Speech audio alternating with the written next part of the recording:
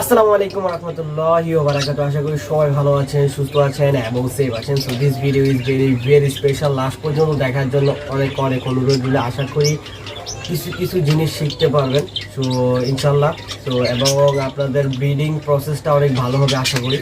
So last পর্যন্ত দেখার অনুরোধ রইল। যদি ভালো লাগে থাকে প্লিজ লাইক করে দিবেন অ্যান্ড লাস্ট পর্যন্ত দেখবেন ইনশাল্লাহ। Let's go.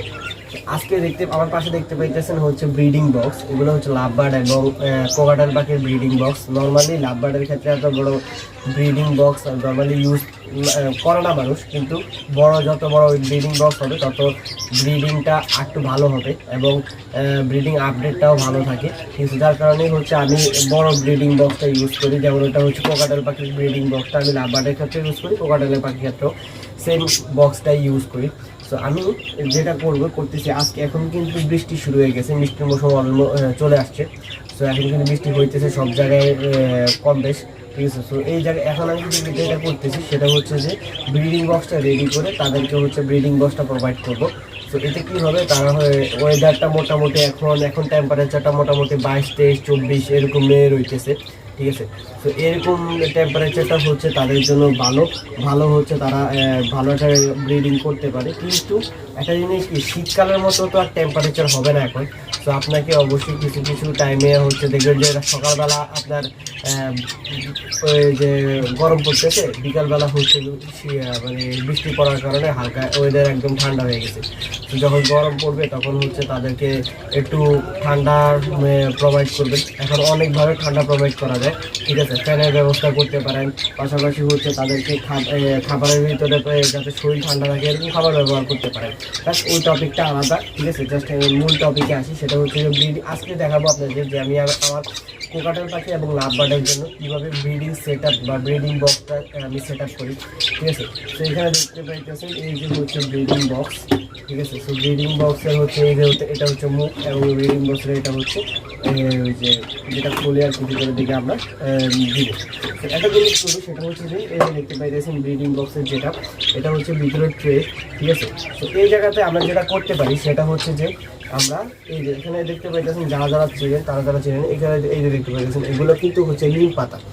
তো এই জিনিসটা আমি যেটা করব সেটা হচ্ছে যে ব্রিডিং বক্সের ভিতরে মানে নিচের পাটটা যেটা, এখানে হচ্ছে আমি এই যে নিম পাতাগুলো হচ্ছে ছিঁড়ে দিয়ে দিব।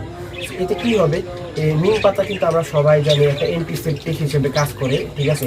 এবং আমরা যে স্যাভলন বা ডেটল এগুলো ইউজ করি, এগুলো থেকে হচ্ছে আমাদের এই যে নিম পাতাটা অনেক ভালো কাজ করে, ঠিক আছে। তো নিম পাতাটা যদি আমরা ভিতরে দিই তাহলে কী হবে, পোকামাকড় হবে না, ঠিক আছে। এবং অনেক সময় হয় যে দেখবেন যে মানে মশা মাছি হচ্ছে তাদেরকে ডিস্টার্ব করে, প্রচুর পরিমাণে ডিস্টার্ব করে। আমার তো লাস্টের বার খুবই খুবই খুবই খারাপ লাগছিল, এমনকি আমার একটা কোকাটেল পাখির বাচ্চা মারা গেছে এই কারণে। এবং বাজিকার লাভবার্ডের একটা ডিমও আমি ফাটেল করাতে পারিনি, কারণ হচ্ছে বিভিন্ন কারণ ছিল লাভবার্ডের ক্ষেত্রে।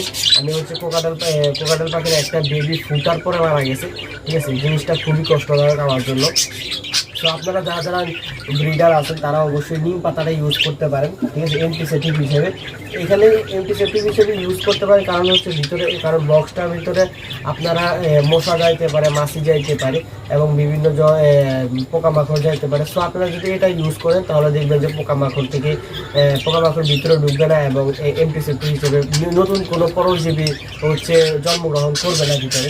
তো এই জিনিসগুলো অবশ্যই খেয়াল রাখা উচিত আমাদের, এবং আমাদেরকে অবশ্যই এগুলা তাদের ব্রিডিংয়ের ক্ষেত্রে অবশ্যই খেয়াল রাখতে হবে। তাহলে হচ্ছে আমাদের ভালো ব্রিড হবে এবং হচ্ছে তাদের ক্ষেত্রে এই ক্ষেত্রে হচ্ছে আমরা একটা ব্রিডিংয়ের একটা ভালো যে পরিশ্রমটা করতেছি ব্রিডিংয়ের জন্য বা খাবার খাওয়াইতেছি, খেয়াল রাখতেছি, এই জিনিসগুলো হচ্ছে সফল হবে, ঠিক আছে। এই জিনিসগুলো অবশ্যই খেয়াল রাখতে হবে এবং ইনশাল্লাহ আমরা যদি এগুলো মেনটেন করতে পারি তাহলে ইনশাল্লাহ আমরা ব্রিডিংয়ে ভালো একটা সফলতা পাবো ইনশাল্লাহ, ঠিক আছে। তো এই জিনিসটা অবশ্যই মেনটেন করবেন এবং অবশ্যই ভালো ব্রিডিং পাওয়ার সম্ভাবনা আপনার থাকবে, ঠিক আছে। তো এই দেখতে পেতেছেন আমি ভিতরে হচ্ছে আমি অলমোস্ট নিম পাতা দিয়ে দিয়েছি। এখানে যদি দেখেন, এখানে দেখতে পেতেছেন আমি অলমোস্ট নিম পাতা দিয়ে দিয়েছি।